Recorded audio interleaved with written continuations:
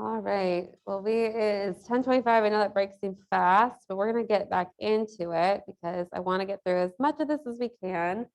But we will go until like 11:10, 11:15, and then we'll do another break before we do integument for like the last 45 minutes. So we'll get through as much as we can of the blood PowerPoint or hematology PowerPoint. I cut out some slides, so it might not look exactly like the one that you have. So I cut off kind of a few of the first slides, but you can follow along if you open up PowerPoint or PDF 8C. That's the one that we're in. So looking at the composition of blood, I'm not going to belabor too much on this, but the composition of blood, it's the only fluid tissue in the body. It's important to know it counts as a type of connective tissue. So that's a good way of tricking you. Asking what's a connective tissue type, and including blood as one of the options for like an all of the above question to try to get you to pull to something else. The matrix is this non-living fluid called plasma, and cells are living blood cells called formed elements. So we're going to refer to things as plasma versus formed elements. Cells are suspended in the plasma, and the formed elements include our erythrocytes, leukocytes, and platelets. So when you look at a spun tube of blood, you have typically the erythrocytes on the bottom. You'll have white blood cells and platelets in this buffy coat and plasma on top. And so typically a lot of the things we test for in our plasma.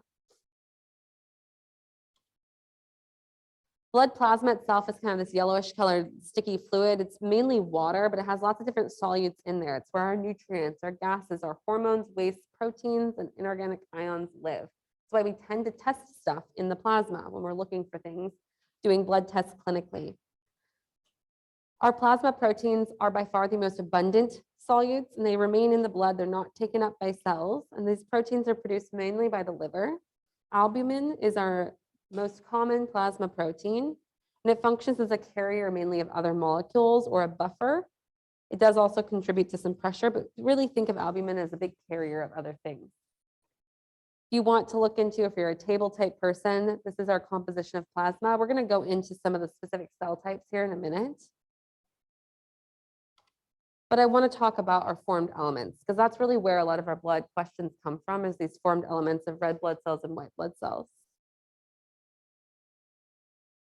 So we're going to get into blood cells, erythrocytes. So erythrocytes are small diameter cells that contribute to our gas transport, so important for tissue perfusion and oxygenation. Cells at its normal state will have this biconcave disc shape, anucleates. They don't have a nucleus, so they have no organelles really.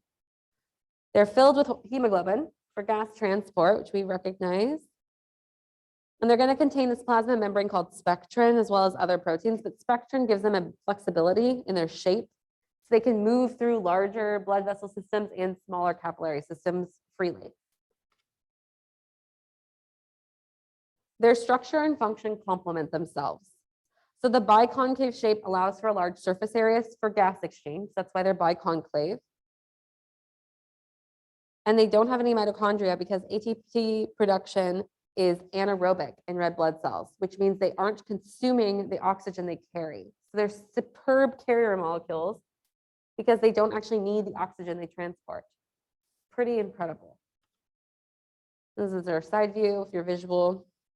So really the function of red blood cells at its core is respiratory gas transport. Our hemoglobin within, which is mostly what red blood cells are, bind oxygen. Hemoglobin consists of a red heme pigment that's bound to the protein globulin. And globulin has 4 polypeptide chains, which we'll look at, 2 alpha and 2 beta chains. Heme pigment is bound to each chain. It gives blood its red color. And each heme's central iron atom binds 1 oxygen. So again, we have our globulin chains here. We have our heme groups, and we have the ability, iron here combined 1 oxygen atom. So its structure itself, how it's made up, it makes it an excellent oxygen carrier. And it's nice and separated, each of these molecules, so you have less steric hindrance. So you're able to bind these molecules, these oxygen molecules freely. If you're more of a organic chemist and like to see its structure, there you go. Most of us aren't these days, so we'll move on. So that means each hemoglobin molecule can transport up to 4 oxygens. Each red blood cell contains about 250 million hemoglobin molecules. That's a lot of oxygen transport. When we talk about O2 being loaded in the lungs, that produces oxyhemoglobin, which is like that ruby red blood, versus O2 unloading in the tissue produces deoxyhemoglobin, deoxygenated hemoglobin, which is darker red. So when our venous blood looks darker than our arterial blood. You talk about CO2 loading in tissue. So about 20% of our CO2 carbon dioxide binds to hemoglobin. That produces carb amino hemoglobin. So remember, carbon dioxide has 3 different things it does. It goes directly into the blood, dissolved, that's the smallest amount, binds to proteins, that's this one, the medium amount, or becomes bicarb and is used as a buffer. That's the largest amount. So production of erythrocytes is hematopoiesis. So again, we have that poiesis again, or esis. Formation of all blood cells is hematopoiesis. This occurs in our red bone marrow, which has reticular connective tissue and blood sinuses. Our hemopoietic stem cells, I have a picture that shows kind of our blood formation, which will be helpful, but I'm going to talk through it and then we'll look at the picture. So our hemopoietic stem cells are hemocytoblasts. So the stem cell that gives rise to all formed elements that we're talking about. There's some hormones that we'll discuss and growth factors that push certain cells towards the specific pathway that they're going to become.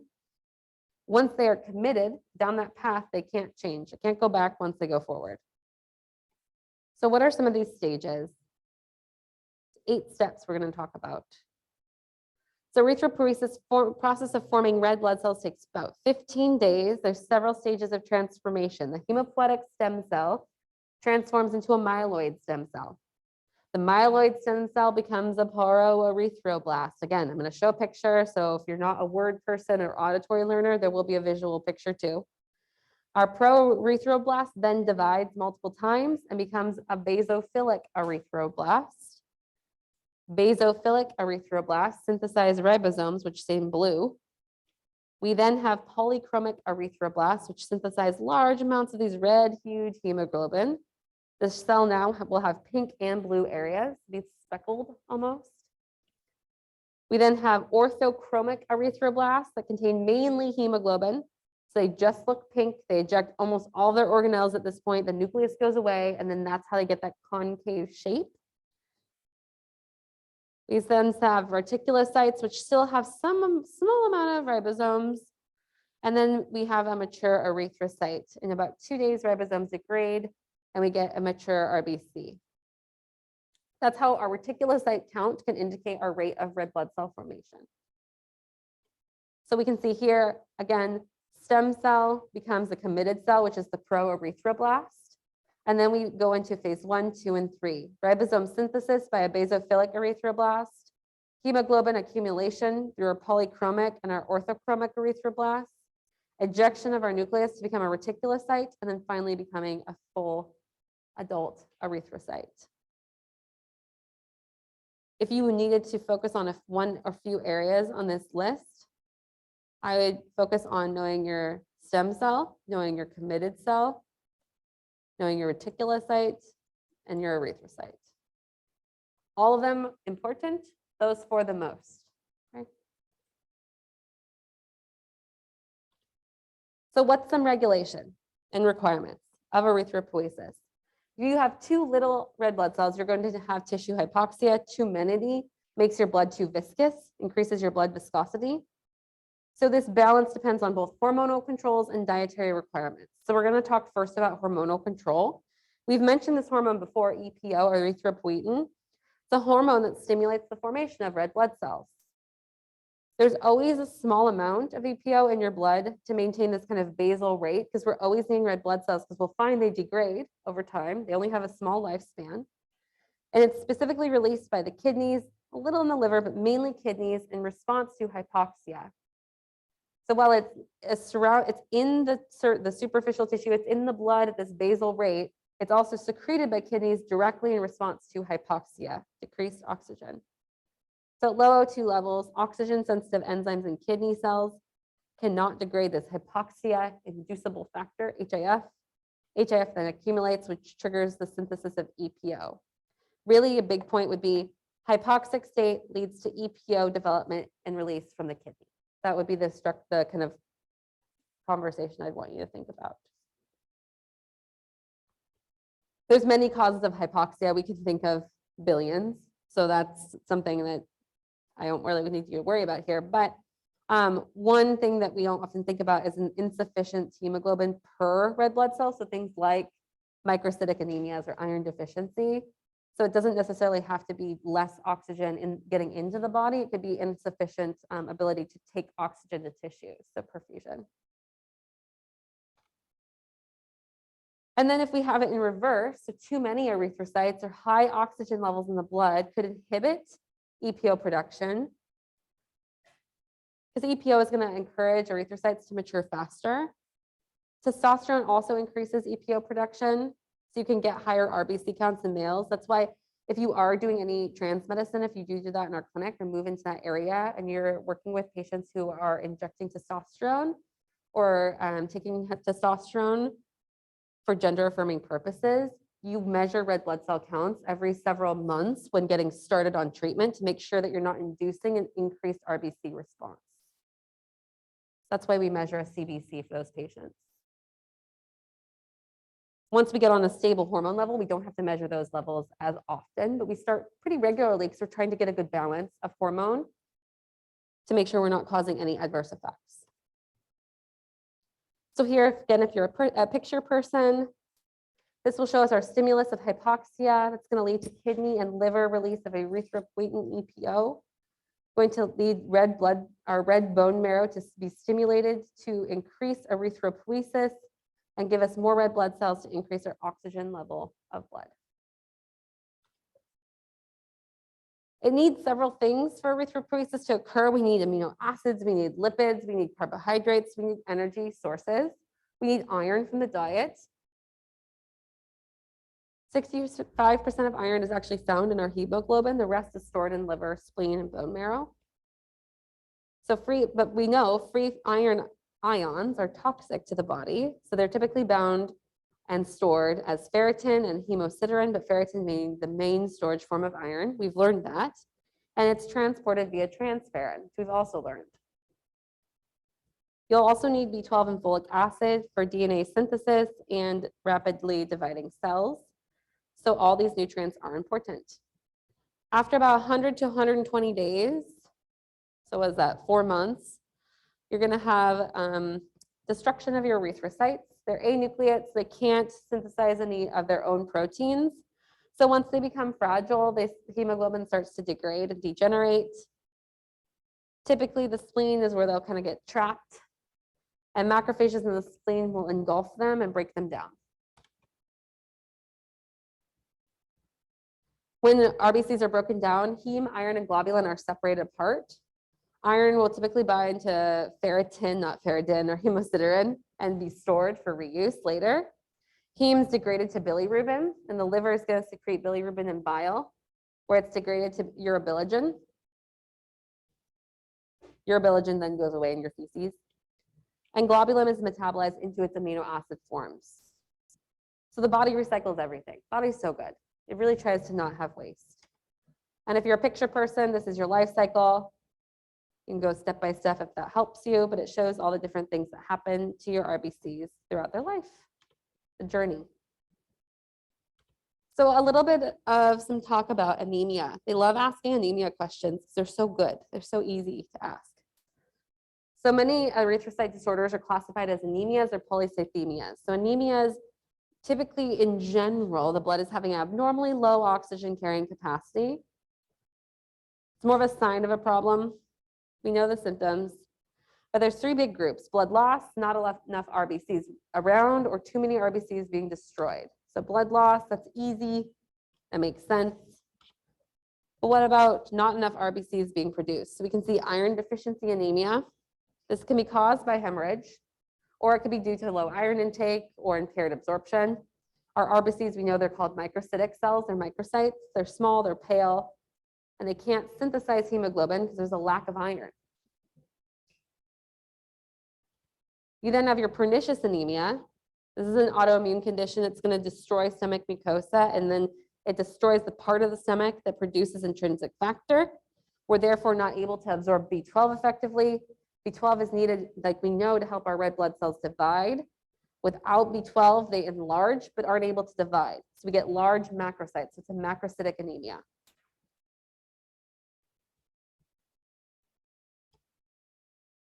There also could be renal anemia. This could be classified as an anemia of chronic disease, potentially. This is due to a lack, this oral hormonal or an endocrine-related anemia. Be a lack of EPO, often is going to occur with kidney disease, kidneys not being able to produce erythropoietin. Treatment, you can take it exogenously, right? And you can have aplastic anemia, actual destruction at the bone marrow. You can see this from viruses, drugs, chemicals, radiation, or sometimes it's idiopathic. Typically, you'll see across the board all cell lines being affected. So not just anemia, but clotting issues and immunity issues because your white blood cells aren't being produced as well because you're having destruction at the source. And so this is when you're thinking transfusions or stem cells as treatment. So besides not enough red blood cells around, you can have premature lysis of RBCs. These are your hemolytic anemias. There's two kind of hemoglobin abnormalities that we'll talk about, thalassemia and sickle cell. So thalassemias, typically there is like a cultural, like a location association, but we just don't necessarily know the etiology why, although there's some guesstimation when we talk about sickle cell. But typically with this, you have one globulin chain. One globulin chain is absent or faulty, doesn't work well. Your RBCs then are thinner, they're more delicate, and they're deficient in hemoglobin, so they bind less oxygen. And then there's many subtypes, right? So there's very mild subtypes that are livable, and there's subtypes that are not livable, not compatible with life. But in general, you're seeing an absent or faulty globulin chain. You then have sickle cell anemia. This is hemoglobin S. It's mutated hemoglobin. It's only one incorrect amino acid that leads to this. It's pretty impressive. One amino acid causes this whole mess of things. But RBCs, instead of being biconcave, are this sickly shape, this crescent shape, especially when oxygen levels are low. So during exercise, they can rupture then and easily block blood vessels and cause these sickle cell crises that are painful, where you get hypoxic. They're prevalent specifically in the kind of African region or that malarial belt because it's actually a protective factor against malaria. Typically, people with sickle cell typically don't contract malaria because their cells are actually able to, they break down faster than the actual cell cycle of malaria can take hold.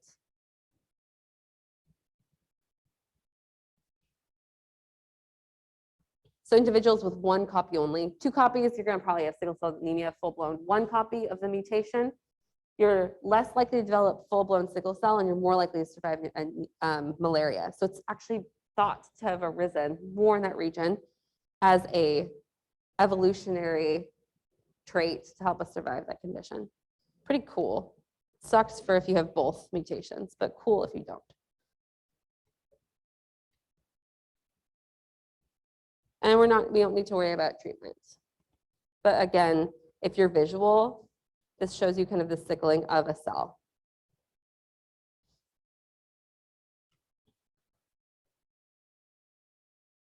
Sorry, this could be a single mutation. Oh, a blank. Oh, yes, absolutely. So it's a single mutation in one amino acid of your chain. A point mutation. Yes, correct. It's not a deletion. It's not an addition. It's not a transposition. It's just a point, one single swap. Changing from a glutamate to a valley, of glutamic acid to a valley. Who would have thought? Genetics is awesome.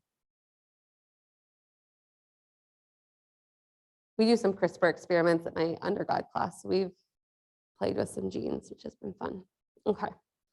So polycythemia, an abnormal excess of red blood cells. This can actually cause increased blood viscosity, which can cause sluggish blood flow. Polycythemia vera is actually a bone marrow cancer that can lead to excessive RBCs. Your hematocrit can raise significantly in this condition. Versus secondary polycythemia is typically caused by low oxygenation levels, so going to a high altitude without adequate training or adequate compensation, or even an increased EPO production. So kidney disease or something with the kidney is producing too much EPO in circulation. You can also see with this with blood doping, but that's less common. All right, we're going to move into white blood cells because there's lots there. So our leukocytes or white blood cells are another formed element. They have nuclei and organelles though, so that's how they're differing. They're mainly going to function our defense against disease. They move through tissue spaces via both amboid motion, so kind of like amoebas, and through chemotaxis by response to our cytokines, our chemokines. So we can see elevated white count would be white blood cells over 11,000. That's leukocytosis. It's going to typically increase in our normal response to infection. And our leukocytes we can think of as two major categories, granulocytes and agranulocytes. So things that have granules and things that don't. Things that have granules are neutrophils, eosinophils, and basophils, versus agranulocytes are our lymphocytes and our monocytes.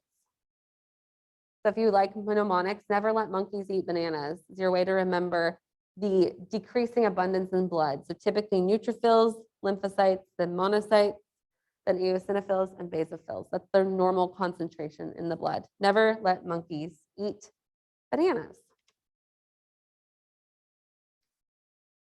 And if you like to see things visually, this is what they look like under a microscope. But let's look at them. Let's look at the granulocytes first. So we have our neutrophils, our eosinophils, and our basophils. These are larger and shorter lived than red blood cells. They contain these like lobular nuclei. They aren't circular, they're lobular. And they all have some type of phagocytic function to a certain degree. Neutrophils are the most abundant white blood cells. They're about twice the size of red blood cells. They typically have defensins, which are hydrolytic enzymes, or antimicrobial proteins, which are called defensins. They're also called polymorphonuclear leukocytes, PMNs. So you could see the NPLEX use either one of those as a statement. This is due to the lobular nature of the nucleus. They're very phagocytic. They are referred to as like our bacteria destroyers. They kill microbes by using respiratory burst. So the cells synthesize these potent oxidizing substances, like hydrogen peroxide. So using that hydrogen peroxide process. So therefore, bacteria, microbes that are catalase positive and able to evade that process could evade these neutrophils. Essentially, their defensin granules will merge with their phagosome. They have these spears that pierce holes in the membranes. That's why also bacteria and microbes that are encapsulated are more likely to be able to defend against these cells because they have a capsule that protects them against these little spears that pierce the holes and release their defensin granules. Again, so our neutrophils, what they look like, they are granulocytes. You can see the little lobulated nuclei. They're so cute. I love our little immune cells. Okay, eosinophils. Much less amount, right? Much smaller. The nucleus will have two lobes connected by this kind of broad band. They look like earmuffs, so I think of them. They have digestive enzymes. They release these enzymes on large parasitic worms, digesting their surface. These are big parasite fighters. They also can play a role in allergy and asthma, and as well as immune response modulators. So histamine can also stimulate eosinophil release. And then lastly, we have basophils as our granulocytes. These are rare. They contain histamine. They're inflammatory vasodilator, attracts white blood cells to inflamed sites. They are functionally similar to mast cells. So you can think of them like a mast cell, but they're much less common. They don't just release an allergic response, though. They can be released in any localized inflammatory state. They help attract other white blood cells to that site. So you don't need a lot of them. We then have our leukocytes, our agranulocytes. So our agranulocytes, they don't have those visible cytoplasmic granules. They're lymphocytes and monocytes, the two main types. Our lymphocytes are the second most common white blood cells after neutrophils. They're typically found in lymph tissue, like lymph nodes in the spleen, but they can circulate into the blood. We can measure them in the blood. And these are your T cells and your B cells. We've been talking about those. T cells, this is kind of very oversimplified, right? We know more about this now because we talked about immunity. In general, B cells can lead to antibody production. T cells, we can have our T helpers or our T killers. They don't respond just to viruses. But T killers typically are killing viruses and tumor cells, right? So we do have that process. And if they're not our lymphocytes, they're granulocytes or monocytes, which is the largest of all leukocytes, is our monocytes. These leave our circulation, enter into tissues, and differentiate into macrophages. These are their phagocytic cells. They are crucial against viruses, bacteria, parasites, infections, anything really. And they're a big mopper up, right? They also help activate our other immune system cells to mount an immune response, because as they phagocytose things, they're going to stick their antibodies outside and signal, hey, this is what we're dealing with. Send the support team. And if you want to compare them all, this is the beautiful little picture. So we think about the lifespan of leukocytes compared to erythrocytes. We're going to look at leukopoiesis, the production of white blood cells, stimulated by two different chemical messengers. We've talked about some of them already. Our interleukins, so we've talked about all of those, the terrible cytokines we have to memorize. And then colony stimulating factors, or CSFs, which are specifically named for the white blood cell that they stimulate. So it'd just be granulocyte CSF stimulates granulocytes. Agranulocyte CSF stimulates agranulocytes.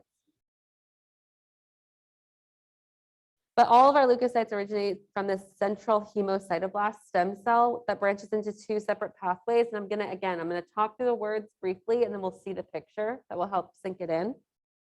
So we have our lymphoid stem cells that produce lymphocytes, and our myeloid stem cells that produce everything else.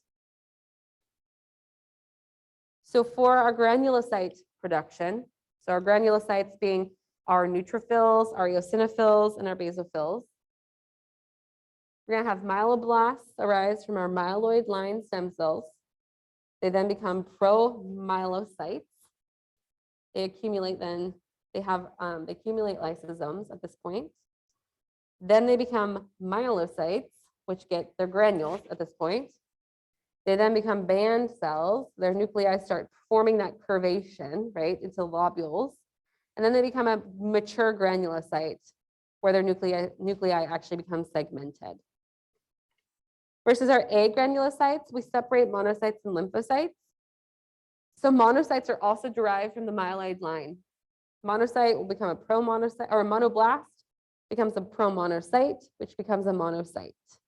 It shares a common precursor with our neutrophils, which makes sense, right? Monocytes phagocytose, neutrophils phagocytose. So they have a shared precursor. They're related. And these can live for several months. They can live for a while. Versus our lymphocytes get their own line. They come from their lymphoid line, which makes sense because they have very specialized immune system functions, and they're very much the signaling molecule. And they have a variety of a lifespan, a couple hours to decades. So real no good way to simplify that one. But I think this picture is a great place to kind of look at. So we start from our general hematopoietic stem cell. We then are going to move down to our lymphoid stem cell, where we get our B lymphocyte precursor and our T lymphocyte precursor, which becomes our T lymphocyte and our effector T cells, or our B lymphocyte and our plasma cells, right? Then from our effector T cells, that's when we can go to our T helper, our CD4s, oops, off the screen, that's a 4, or our T killer, our CD8, and our CD4s become Th1, Th2, T17, and Treg, right? So that's now where this process connects with immunity, our immunologic section. Versus on the other side, we see our myeloid stem cell on this side can become a myeloblast or a monoblast. Monoblast, once it's there, that's its committed step, right? So once it's a monoblast, it's going to go to be a promonocyte, to a monocyte, and then a macrophage once it gets into tissue. Versus our myeloblasts can become, they'll all become a promyelocyte, and then their committed step is here. They either become eosinophilic, basophilic, or neutrophilic. And then they become their specific type, and then become their finalized granulocyte.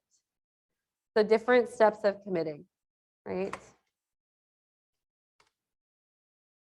We can have different leukocyte disorders. We know some of these.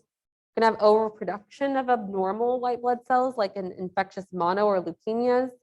We can have abnormally low white blood cell counts, like a leukopenia, which could be drug-induced, or it could be due to other conditions that can occur.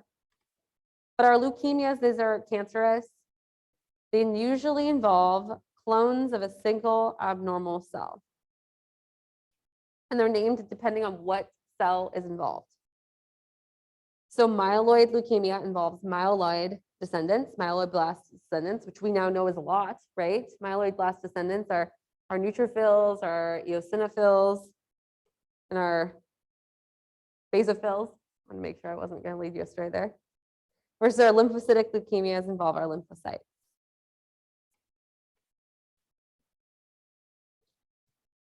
We have both acute and chronic leukemias. Acute leukemias in general affect children, although they can affect young adults or adults, but typically you'll see more quickly advancing leukemias affecting children. Sorry, excuse me, swallowed wrong. And you'll see chronic, more slowly advancing leukemias, more prevalent in older people, elderly.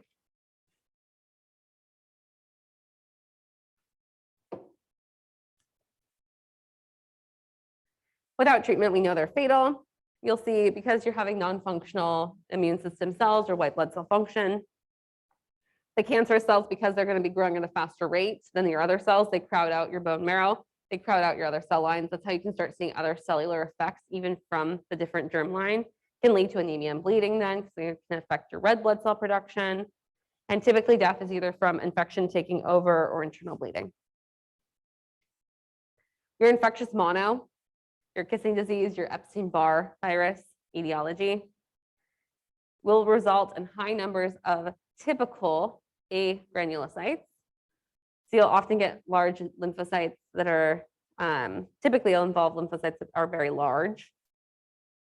Originally, they thought the cells were monocytes that were being affected. That's how it got its name as mononucleosis. Splenomegaly is a big potential clinical component of mono, as well as kissing tonsils, very enlarged tonsils and swollen. That's because the cells themselves are large.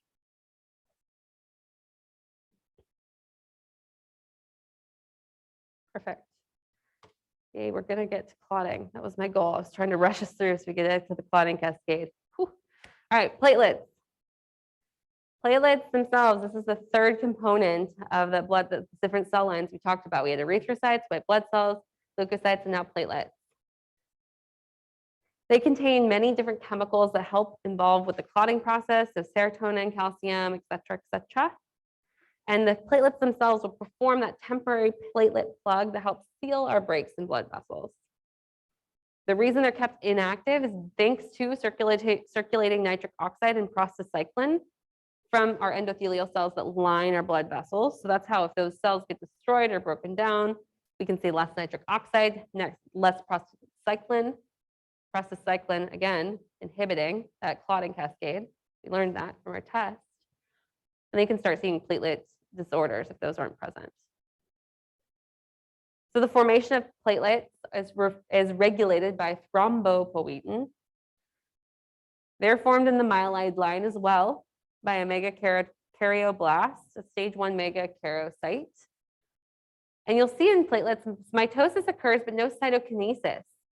So you get these large stage 4 cells with these multi-lobed nucleus. And then These stage 4 megakaryocytes send these cytoplasmic projections into the lumens of capillaries, and they break off into these platelet fragments. They age quickly, therefore, and they degenerate in about 10 days. We're constantly needing to produce more. So you can see you have this stem cell, this hematopoietic stem cell, this hemocytoblast. It's then going to become a megakaryoblast or a megakaryocyte. It's then going to become a megakaryocyte stage 2 and 3. So it's very large. It's not undergoing cytokinesis. It still undergoes like cellular division. And eventually gets so large in its stage 4 state, it breaks off these little projections. These little projections that it breaks off are platelets. That's why they're small. So again, a summary of the formed elements of blood. If you're a summary person like me, this would be a helpful thing. It talks about development, function, description. And now we're going to move into the wonderful world of hemostasis. How do we stop bleeding? So hemostasis is our fast series of reactions to help us stop bleeding. It requires our clotting factors. Oh no. And substances, clotting factors and substances released by platelets and injured tissue. There's 3 major steps we'll talk about: our vascular spasm, our platelet plug, and our coagulation.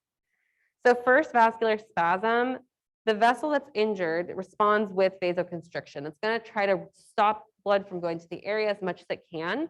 These vascular spasms are triggered by damage to smooth muscle tissue. So vascular smooth muscle injury is going to trigger a vascular spasm. It's going to release chemicals by endothelial cells and platelets.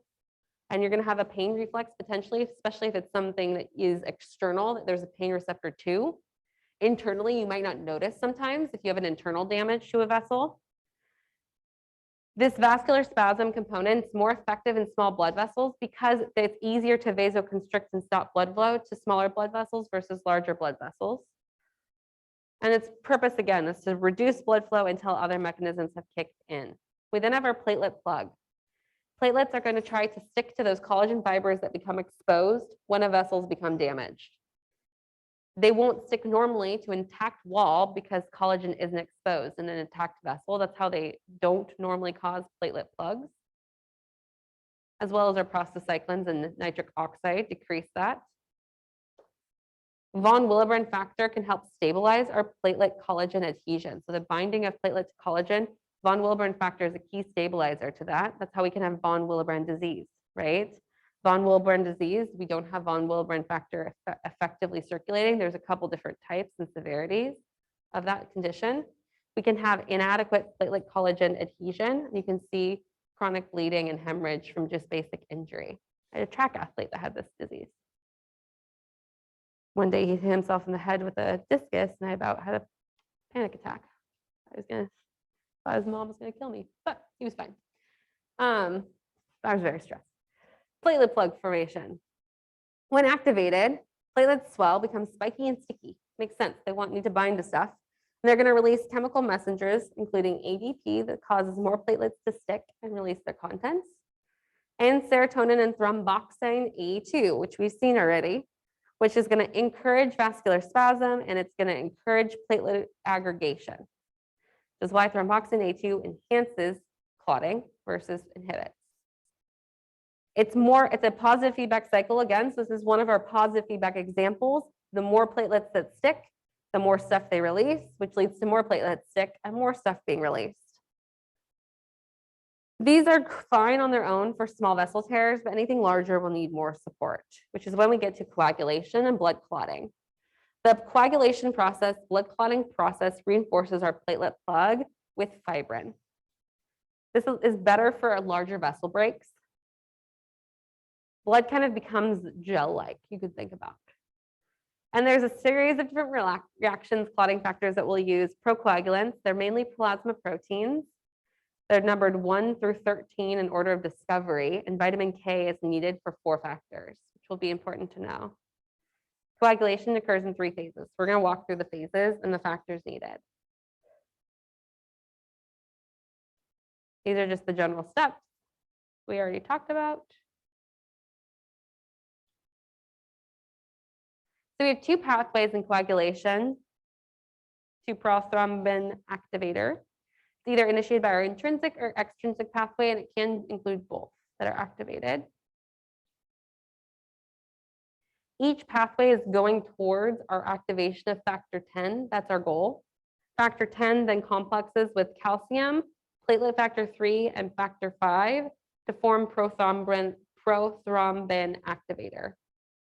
So both these pathways are moving towards factor 10. So we have our intrinsic and extrinsic pathway. Intrinsic because the clotting factors are present within the blood. It's typically triggered by negatively charged surfaces like activated platelets, collagen, or even like test tube blasts or something external like that. Which why would you have extra test tube blasts internally? I don't know why, but they've found that because they've been able to test the intrinsic pathway outside of the body. They found that test tube blast itself triggered the intrinsic pathway because it's negatively charged. The extrinsic pathway is extrinsic because factors for clotting are located outside of the blood. This is triggered by exposure to tissue factor TF or factor 3. It does bypass several steps, so it is faster. So what does these look like? So we can see, let's look at intrinsic first. So you'll see vessel endothelium ruptures, you expose some tissues, negative charges start happening, and you see factor 7 becoming activated. So anytime they're activated, you just add an A to them. So factor 7 becomes activated, which triggers, or not factor 7, sorry, factor 12 becomes activated, which triggers factor 11 to become activated, which triggers factor 9 to become activated, which triggers factor 8 to become activated. And this is going to complex down to factor 10 to become activated. So that's your internal pathway, 12, 11, 9, 8. Complex to get factor 10 activated. You then have your extrinsic pathway. You're going to have factor 7 become activated, and it's going to complex with factor 10. There's more to it than this, though. This is kind of your base pathway.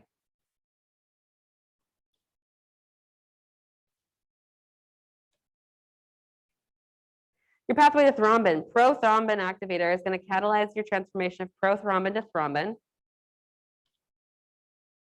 And then you have this common pathway needed to fibrin mesh. Thrombin converts soluble fibrinogen to fibrin. Fibrin strands are going to form your structural bases of your clot.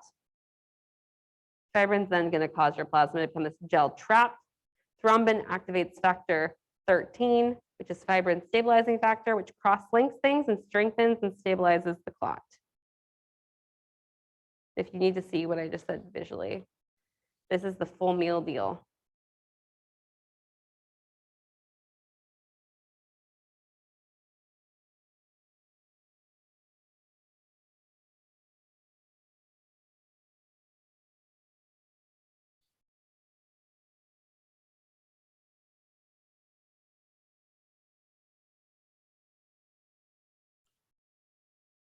So again, factor 12, 11, 9, and 8 over here, factor 7, all activating factor 10 and factor 5. Then we have prothrombin going to thrombin, fibrinogen, fibrin. Then down here, we have factor 13, which stabilizes at the end.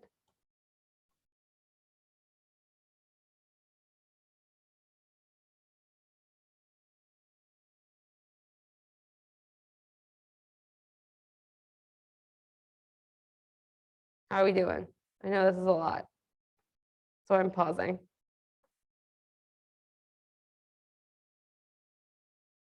Fine. Okay, we're good with this? Okay, great, awesome. How does clot stop once damage occurs? Clot retraction and fibrinolysis. Clots must be stabilized and removed once damage has been repaired. So we'll see clot retraction. So actually actin and myosin and platelets will contract typically within 30 to 60 minutes. Contraction pulls on those fibrin strands, squeezing serum from the clot. Serum, remember, plasma minus clotting proteins. It's going to draw those ruptured edges together. So you can think about it as like pulling it back together into place. Vessel starts to heal even as the clot retraction occurs. You'll see return of kind of all of our different growth factors, vascular endothelial growth factor, VEGF, and platelet-derived growth factor, allows those endothelial lining to heal. And fibrinolysis is where the clot's removed after that repair occurs. Typically begins about 2 days after. And plasminogen, which is a plasma protein trapped in your clot, is converted to plasmin, which is a fibrin digesting enzyme. And typically TPA, tissue plasminogen activator, and factor 7 or factor 12, and thrombin all play a role in this process. TPA can be given, it can be administered to someone who you're concerned about having a blood clot or an ischemic cause of stroke to increase blood flow to the brain. If caught early, it's obviously contraindicated in hemorrhagic stroke. So some factors of control for blood clotting. The main one I want you to know is antithrombin 3 inactivates any unbound thrombin that escapes in the bloodstream. That's how we're not able to just have clots forming all over the place. And heparin and basophils and mast cells also inhibit thrombin by enhancing antithrombin 3.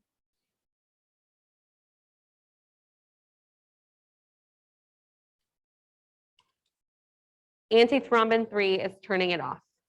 Yep, turning it off. It's blocking it down, shutting it down, absolutely. It's increased, antithrombin 3 is increased in production by heparin, which stimulates heparin that's produced by basophils and mast cells. That's why you can also give heparin 2, which then is going to decrease your ability to clot, because it's stimulating antithrombin 3.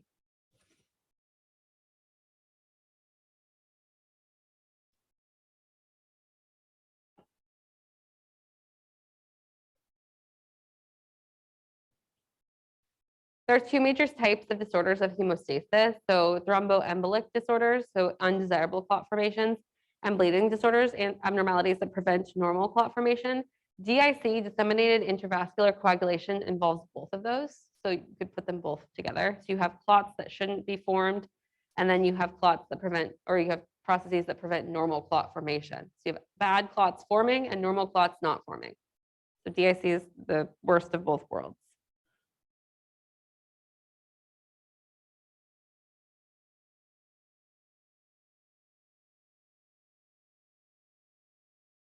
One thing that wasn't on here that I do want to make sure I didn't know if I had a slide on it, but vitamin K dependent factors in your clotting cascade.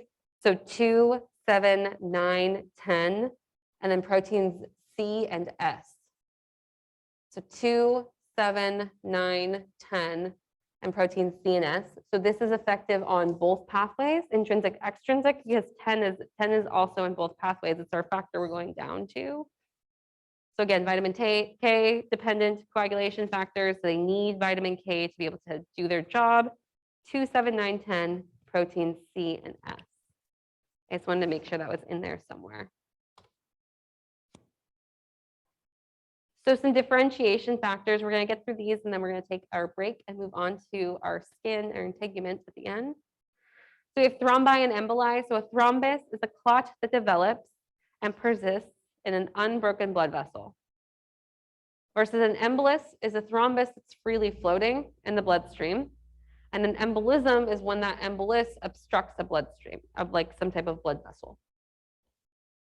That's the thing, you should know the difference. So ask like thrombus versus embolus in questions of stroke or heart attack or risk factors for certain conditions. So making sure you understand thrombus is the clot that's there and persists in an unbroken blood vessel, versus embolus is when it's free flowing. So therefore embolism is when that obstructs blood flow.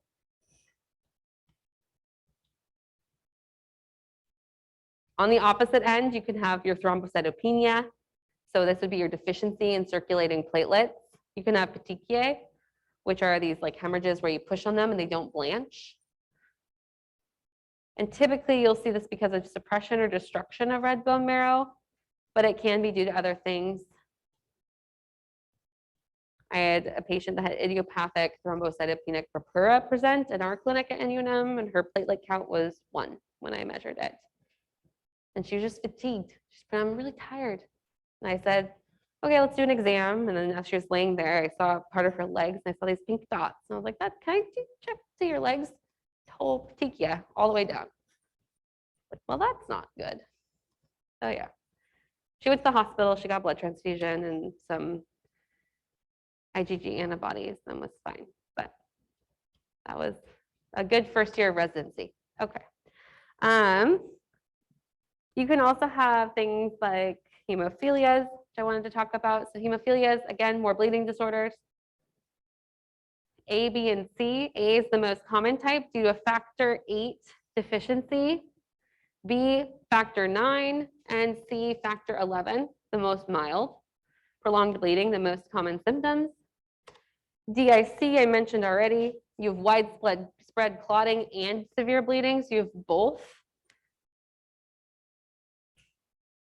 Can occur after septicemia, so blood infection, incomplete blood transfusions, or even complications in pregnancy.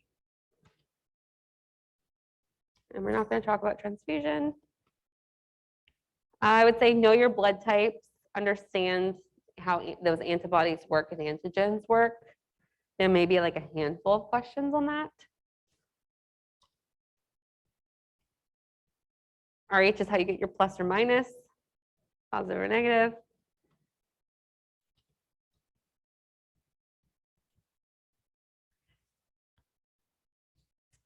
And related to that, hemolytic disease of the newborn or erythroblastosis fetalis will occur in an Rh negative mom with an Rh positive fetus. So in the first pregnancy, your Rh negative mom is exposed to Rh positive blood of your fetus during delivery. First baby, fine. Mom then gets anti-Rh antibodies. So then second pregnancy, her anti-Rh antibodies will cross the placenta and destroy red blood cells of her Rh positive baby. You can do RhoGAM, which then can prevent this from becoming synthesized, which is why RhoGAM exists. But that's the process that occurs. So baby 1, fine. Baby 2 will be affected.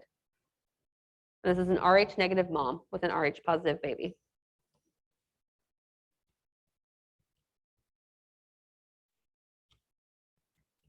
Again, these are all blood typing. I'm just moving past this and seeing if there's anything else we need to touch on. I think we're good. Just a little embryology, briefly, then we'll take our break. Fetal blood cells form in our yolk sac, the liver, and the spleen. Red bone marrow is primarily hematopoietic area by around the 7th month. It's the red bone marrow is the primary hematopoietic area by the 7th month. So 2 months prior to birth. Blood cells that you get from mesenchymal cells are called blood islands. The fetus gets hemoglobin F, not hemoglobin A. That hemoglobin A is formed after birth, so they have a different type of hemoglobin. It's higher affinity, it's more likely to bind oxygen. That's why you're more likely to oxygenate a fetus, because it has a higher affinity for that oxygen. And then blood disease of aging, that's fine, I don't care about that. Okay, great, did it. Whew, flying through, y'all. All right, we'll take 5 to 7 minutes. So come back between 11:23 and 11:25. And we'll spend a little time on the integument.